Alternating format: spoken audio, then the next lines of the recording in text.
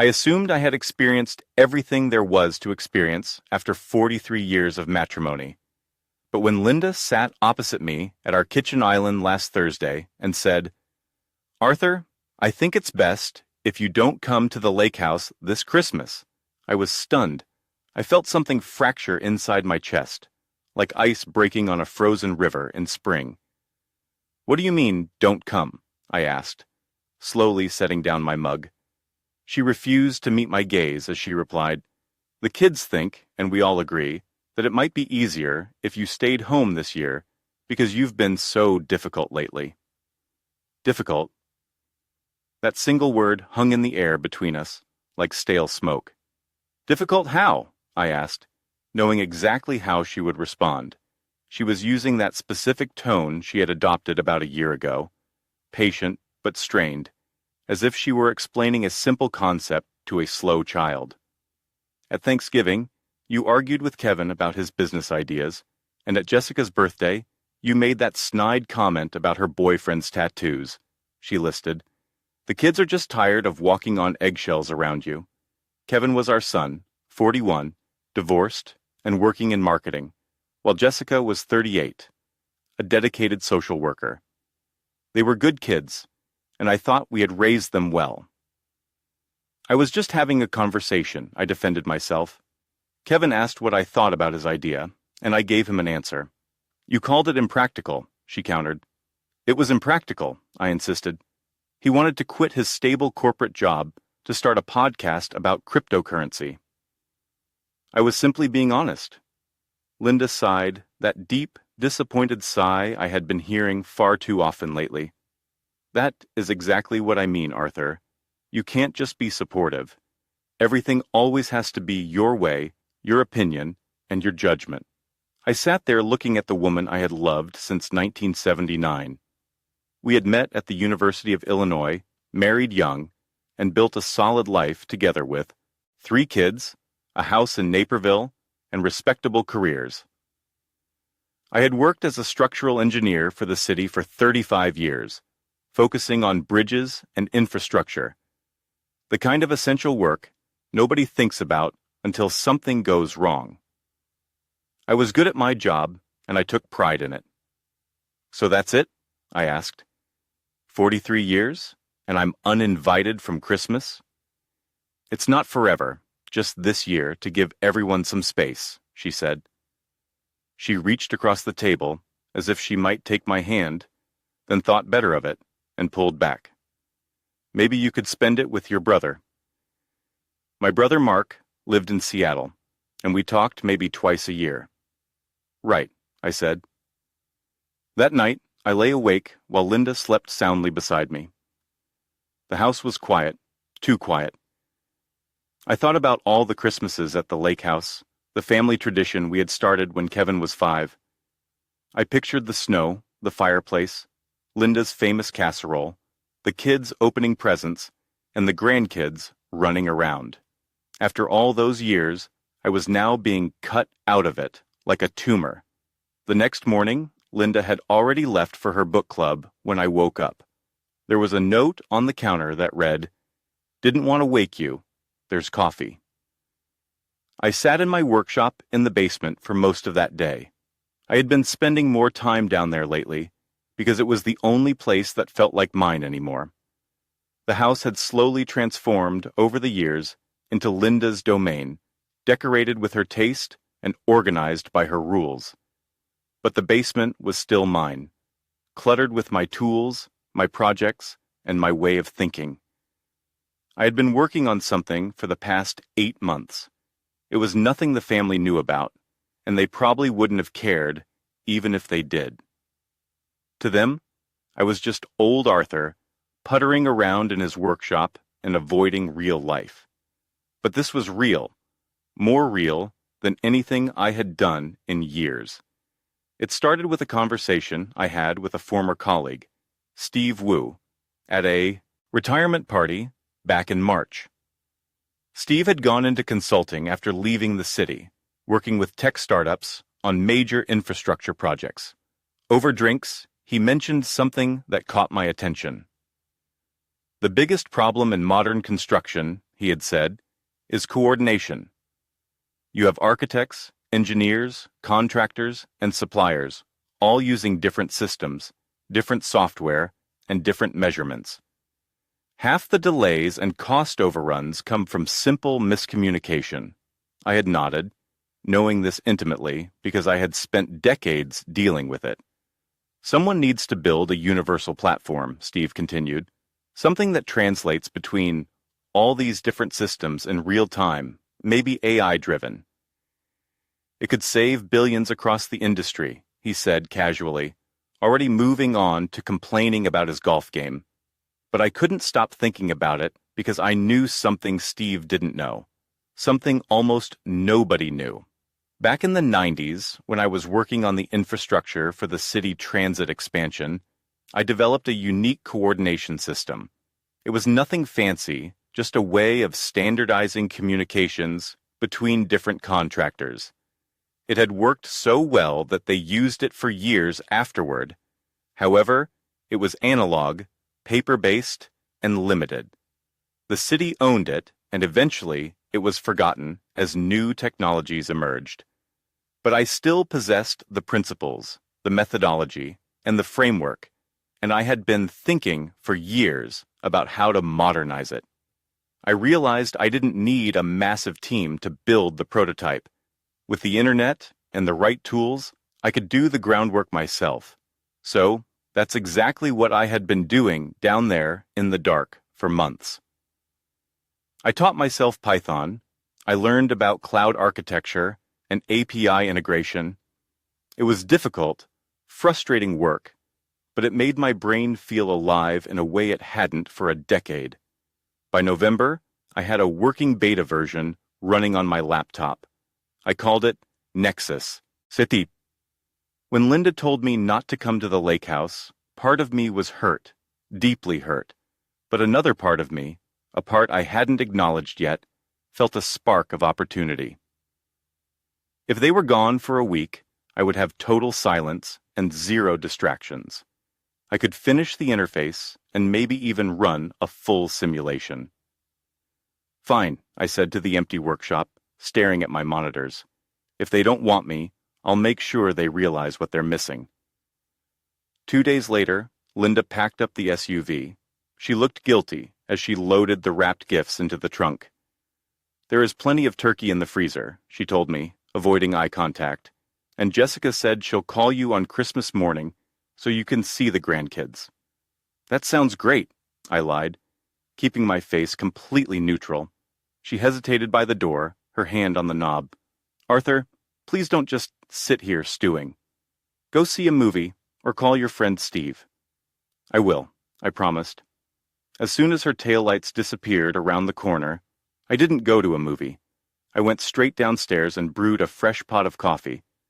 I worked for 16 hours straight that first day. On Christmas Eve, while my family was presumably drinking cocoa by the fire, I hit compile on the final build. It worked flawlessly. The system took a complex set of blueprints from 3 different incompatible formats and merged them into a single, unified 3D model in seconds. It was worth millions, maybe more. I picked up my phone and dialed Steve Wu's number. It was a gamble calling him on Christmas Eve, but I knew Steve. He was a workaholic who probably wasn't celebrating much anyway. Arthur?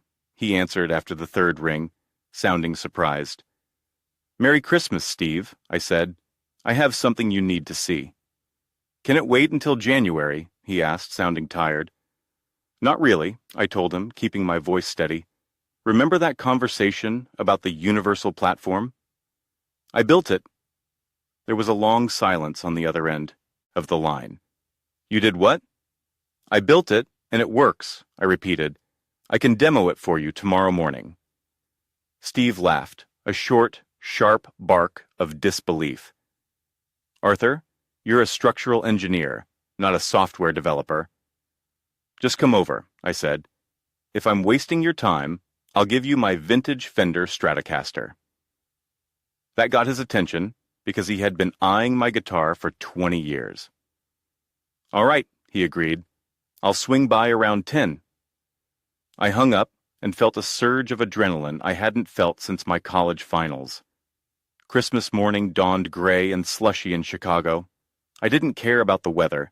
I had my presentation ready. Steve arrived precisely at 10, shaking snow off his coat. He looked skeptical, holding a travel mug of coffee like a shield. "Okay, Arthur, let's see this miracle," he said, not bothering to sit down. I sat him in front of my 3-monitor setup. I didn't say a word. I just ran the script. I input a massive data set from the city's old archive, a project we had both worked on that was notorious for its compatibility issues. The screen flickered, processed, and then rendered the unified model. Steve stopped drinking his coffee. He leaned in closer to the screen, his eyes narrowing. "Wait," he whispered. "Zoom in on the foundation piles." I did. "It caught the elevation discrepancy," he murmured, more to himself than to me. "Nobody catches that until the concrete is already poured." He turned to look at me, and the skepticism was gone, replaced by pure shock. "How did you do this?" "I've had a lot of free time," I said simply. Steve spent the next 4 hours in my basement. We missed lunch. We ignored our phones. By the time he left, he was vibrating with excitement. "I have partners in San Francisco," he said, pacing my kitchen. "They've been looking for exactly this for their Series A funding. I can get you a meeting next week." "Next week?" I asked. "Arthur, if this is scalable, this isn't just a consulting gig. This is a ESTA, Artup. You're the founder." Jessica finally video called me around 4 in the afternoon. The screen was chaotic, filled with torn wrapping paper and screaming grandchildren. I saw Linda in the background, sipping wine and laughing at something Kevin was saying. It was the exact scene I had been mourning just 24 hours ago. But now, looking at it through the small screen of my phone, it felt distant, like a movie I'd already seen a dozen times. "Dad, Merry Christmas," Jessica shouted over the noise. "We miss you." "Merry Christmas, sweetheart," I said. Linda leaned into the frame, her eyes scanning my face for signs of misery. "Are you okay, Arthur?" she asked. "Did you eat?" "I ate," I said, thinking of the stale bagel I had consumed at noon. "I've actually had a really great day." "I got a lot of work done." She smiled that patronizing smile again. "Good for you," she said. "We'll see you in a week." When the screen went black, I didn't feel lonely. I felt focused. The next week was a blur of activity. Steve wasn't joking about his contacts. By January the 2nd, we were on a video conference with a venture capital firm based in Palo Alto. I pitched Nexus not as a hobby project, but as the industry solution it was. I wore my best suit, the one I hadn't worn since my daughter's wedding. I spoke with the authority of a man who had spent 40 years in the trenches of construction. The partners were impressed. They asked tough questions, technical questions, and I answered every single one of them without hesitation. At the end of the call, the lead partner, a guy named David, who looked younger than my son, leaned back in his expensive chair. "We like it," David said. "We want to buy the IP. We'll offer you $2 million for the code and the patent rights, and we'll bring in our own team to scale it." Steve looked at me, his eyes wide. $2 million was a lot of money. It was enough to retire comfortably, to buy a boat, or to maybe win my way back into my family's good graces through generosity. But I looked at the screen, at the code running on my other monitor. "No," I said. The room went silent. "Excuse me?" David asked. "I'm not selling the code," I told them firmly. "I'm building the company. If you want in, you're investing in me and my vision. I stay on as CEO." Steve looked like he was about to have a heart attack. David stared at me for a long moment, then slowly smiled. "Okay," he said. "We like a founder with a backbone. Let's talk valuation." By the time Linda came home a few days later, I had secured $3 million in seed funding. I had also leased a small office space downtown and hired 2 junior developers who were starting on Monday. I was sitting at the kitchen table, reviewing lease documents, when she walked in with her suitcases. She looked tired and irritable from the drive. She dumped her bags in the hallway and sighed. "Well, I'm back," she announced. "Did you manage to keep the house standing?" "Barely," I joked, not looking up from my papers. She walked over and glanced at the stack of legal documents. "What is all this?" she asked. "Just some paperwork for that project I mentioned," I said casually. "Arthur, please tell me you didn't spend our savings on some garage invention," she said, her voice tightening. "I didn't spend a dime of our savings," I assured her. I signed the last page and closed the folder. In fact, I just deposited a check. "That's nice," she said dismissively, clearly not interested in the details. "Listen, Kevin is coming over for dinner on Sunday. Please try to behave yourself this time. I don't want any arguments about his crypto nonsense." I stood up and poured myself a glass of water. "I won't say a word," I promised, and I meant it. I realized I didn't care about Kevin's bad business ideas anymore, because I was too busy building a real business. Sunday came, and the family gathered. The dynamic was the same as always. Kevin bragged about a potential client who might maybe pay him next month. Jessica complained about her boss. Linda fussed over everyone and directed the conversation. Usually, I would have interjected. I would have offered advice they didn't want, or pointed out flaws in their logic. But this time, I just sat there and ate my pot roast. I nodded at the right times. I smiled. I was completely checked out, thinking about the API architecture we needed to build the following week. "Dad's being quiet tonight," Kevin noted, halfway through dessert. "He's been working on his little computer project," Linda said with a slight roll of her eyes. "It keeps him out of trouble." "What kind of project?" Jessica asked politely. "Just some software for construction management," I said. "Sounds boring," Kevin laughed. "It is," I agreed. "Very boring." I didn't tell them about the office. I didn't tell them about the funding. I didn't tell them that boring project was currently valued at $12 million. For the next 3 months, I lived a double life. By day, I was the CEO of Nexus, managing a team that had grown to 8 people. We were landing pilot contracts with major construction firms in Chicago and New York. I was energized, sharp, and commanding. By night and on weekends, I was just old Arthur, the retired grump who spent too much time in his basement. I decided not to tell them until the product launch. I wanted to show them, not just tell them. The launch was scheduled for April at a major industry expo at McCormick Place.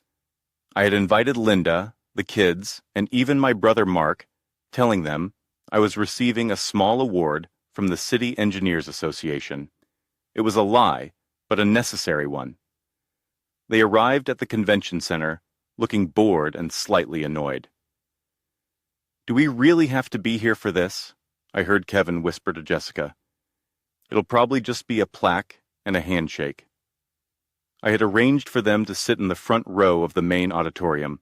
When the lights went down, I wasn't sitting next to them.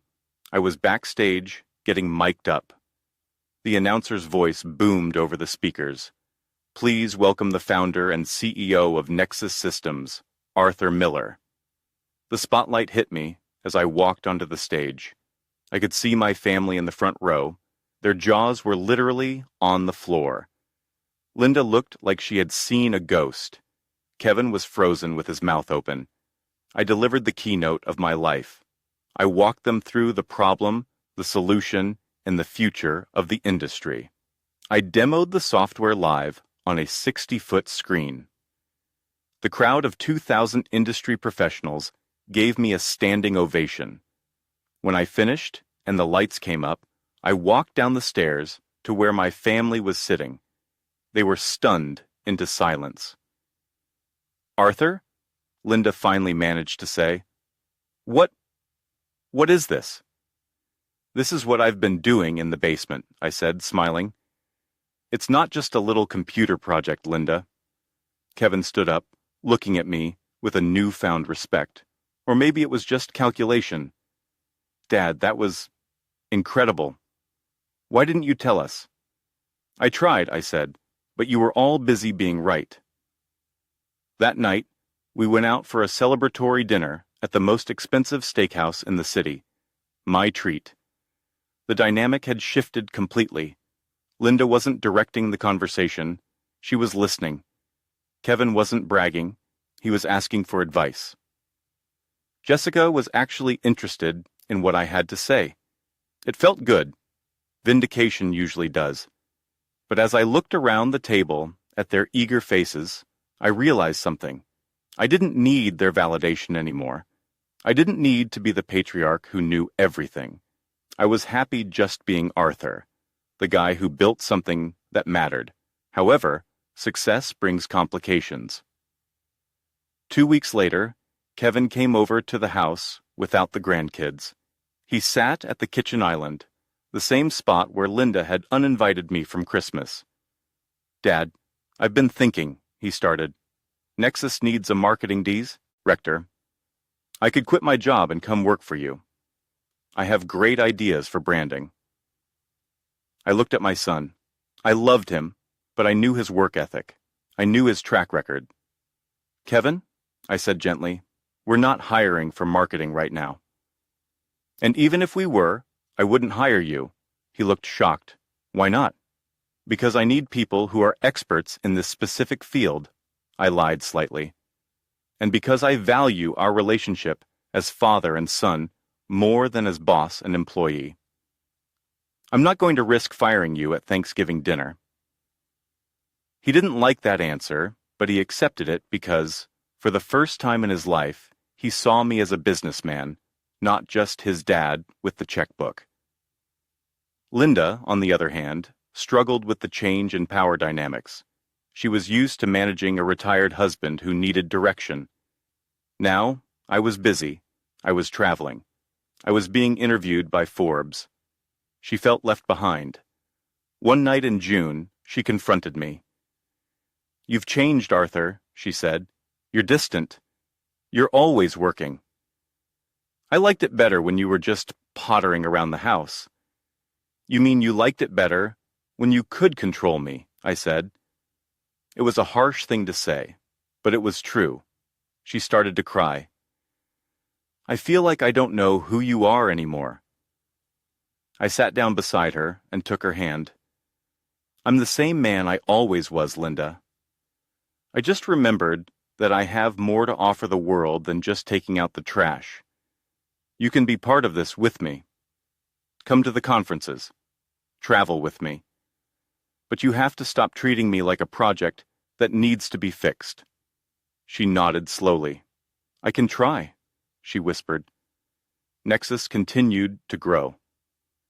By the following Christmas, we had offices in 3 cities and were preparing for a Series B round. This time, nobody uninvited me from the lake house. In fact, everyone insisted I be there. They even changed the schedule to accommodate my flight from a meeting in London. We were all sitting around the fireplace on Christmas Eve. The grandkids were asleep. The fire was crackling. Kevin was actually listening to my advice about his portfolio and taking it. Linda was relaxed, resting her head on my shoulder. I looked around the room and felt a deep sense of peace. But it wasn't because I had won. It wasn't because I was rich or successful. It was because I had regained my own self-respect. I realized that for years, I had let myself fade into the background of my own life. I had let them define me as the grumpy old man. I had accepted their version of me. When Linda told me not to come last Christmas, she did me the greatest favor of my life. She broke the pattern. She forced me to be alone with myself. And in that silence, I found the man I used to be. I found Arthur again. I took a sip of my wine and smiled at the fire. Sometimes You have to be left behind to find your own way forward. And sometimes, the best gift you can get is an empty house and a reason to prove everyone wrong. I sat there watching my grandson, Leo, building a tower with his blocks on the rug. He was frustrated because it kept falling over, again and again. Linda started to get up to help him, but I gently touched her arm to stop her. "Let him figure it out," I whispered. We watched as he tried again, adjusting the base, his little face scrunched in deep concentration. When the tower finally stood tall and stable, his smile was brighter than the fire in the hearth. That, right there, is the real victory. It isn't about the software, the millions of dollars, or the applause at the convention center. It is about resilience. I realized that for a long time, I had stopped building my own towers because I was afraid they might fall. I was afraid people would think I was too old to be playing with blocks. But the moment you stop building is the moment you start dying. Steve called me yesterday with an offer to sell the company to a tech giant for a number that looks like a phone number. I told him I would think about it, but honestly, I am having too much fun to sell. I have a new idea for integrating drone surveillance with our blueprint rendering engine. It is complicated. It is difficult. It might not work at all. And I absolutely cannot wait to get started on Monday morning. So, if you are sitting there feeling like your best days are behind you, or that your family has written you off, remember this. The only person who can write you out of your own story is you. Turn the page. Start a new chapter. Build something. Because you never know, your best Christmas might not be the one where you are surrounded by people. It might be the one where you finally enjoy your own company enough to create something wonderful. Merry Christmas.